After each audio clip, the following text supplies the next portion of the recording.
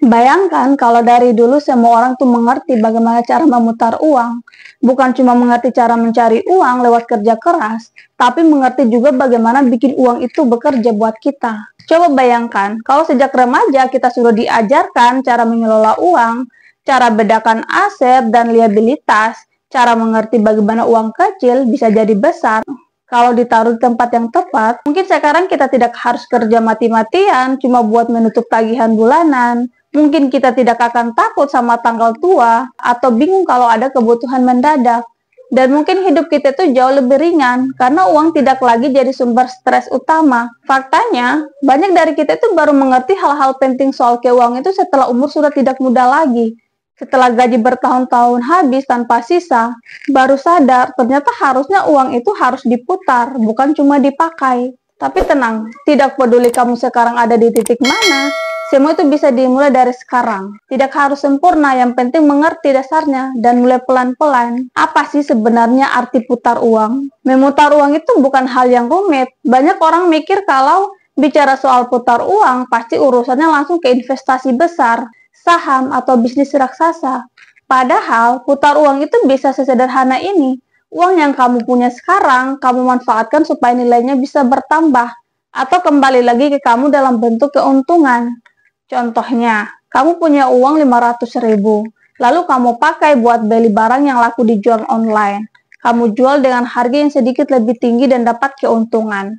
Dan dari situ, uang kamu itu sudah putar, tidak diam di dompet, tidak diam di rekening, tapi jadi modal yang berkembang.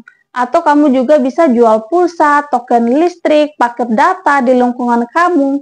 Bentuk lainnya itu misalkan kamu taruh uang kamu di tempat yang kasih imbal hasil. Bisa reksadana, pasar uang, deposito. Mungkin keuntungannya kecil, tapi itu uangmu tuh kerja. Dia tidak cuma diam, tapi pelan-pelan bertambah. Banyak orang salah paham, mereka pikir harus tunggu uang banyak dulu baru bisa putar uang. Padahal justru sebaliknya, uang itu bisa diputar mulai dari nominal kecil. Yang penting itu adalah kebiasaan, bukan jumlahnya. Karena saat kamu sudah terbiasa putar uang dari kecil, nanti saat kamu dapat uang lebih besar, kamu sudah tahu bagaimana cara mengelolanya. Putar uang itu soal pola pikir. Kalau kamu bisa mengubah cara kamu melihat uang, kamu bisa ubah cara kamu mengelola hidupmu. Kenapa banyak orang gagal putar uang? Salah satu alasan utama kenapa banyak orang tidak berhasil putar uang adalah karena dari kecil kita tuh tidak pernah diajarkan. Kita hafal rumus-rumus pelajaran sekolah, tapi tidak benar-benar mengerti cara kelola gaji pertama. Kita tahu pelajaran ekonomi, tapi tidak tahu cara bangun dana darurat. Itu bukan salah kita, karena sistem pendidikan kita memang tidak fokus ke literasi keuangan dasar. Selain itu, banyak dari kita itu tumbuh dengan pemikiran bahwa yang penting itu kerja keras.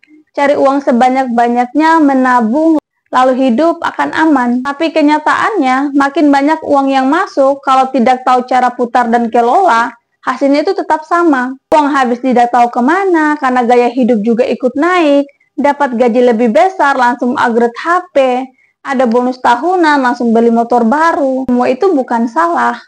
Tapi kalau tidak diseimbangkan dengan pengetahuan soal keuangan, bisa bikin kita terjebak di siklus kerja. Dapat uang, habis, kerja lagi. Yang bikin makin susah adalah anggapan bahwa investasi atau mutar uang itu cuma buat orang kaya. Padahal justru mereka bisa kaya karena dari awal mereka itu mengerti cara putar uang. Bukan tunggu punya banyak dulu, tapi dimulai dari sedikit yang diputar terus-menerus. Kesalahan berikutnya adalah menganggap uang itu netral atau didiamkan. Padahal uang yang diam itu nilainya turun karena inflasi. Uang 100.000 hari ini tidak akan punya nilai beli yang sama 1 tahun berikutnya.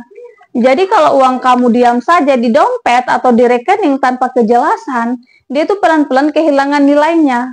Makanya penting sekali untuk kasih kerja ke uang kita. Dan 3 ini prinsip dasar supaya uang kita itu bisa putar. Kalau kamu mau uangmu bisa putar dan berkembang, ada beberapa prinsip dasar yang harus kamu tanamkan dalam keseharian. Pertama, biasakan untuk menyisihkan sebelum membelanjakan. Begitu kamu terima penghasilan, sisihkan dulu sebagian buat ditabung atau diinvestasikan. Jangan tunggu sisa. Karena kalau kamu pakai dulu semuanya buat keperluan sehari-hari, biasanya itu tidak akan ada yang sisa. Sisihkan minimal itu 10% setiap kali dapat uang. Dan anggap itu kewajiban ke diri sendiri atau kamu menggaji dirimu sendiri. Yang kedua, Mulai belajar bedakan mana yang bisa tambah penghasilan kamu dan mana yang cuma menghabiskan. Simpelnya begini, kalau kamu beli sesuatu, coba tanya, benda ini akan bantu saya menghasilkan uang atau tidak? Misalnya beli laptop karena kamu ingin mulai kerja freelance. Itu investasi. Tapi kalau kamu beli HP baru cuma biar gaya, padahal fungsinya sama saja, itu bisa jadi beban. Kita itu sering terjebak beli hal-hal yang kelihatannya keren, tapi bikin dompet berdarah. Ketiga, pastikan setiap rupiah yang kamu punya itu punya tujuan. Jangan biarkan itu uang menganggur tanpa arah. Bagi ke dalam beberapa bagian sesuai kebutuhan. Ada yang buat dana darurat, ada yang buat investasi, ada yang memang untuk kebutuhan harian. Kalau kamu tidak kasih arah ke uangmu, uangmu tuh akan pergi kemana-mana tanpa kamu sadari. Dan 3 prinsip ini terdengar sederhana, tapi kalau diterapkan dengan konsisten, bisa bikin perubahan besar.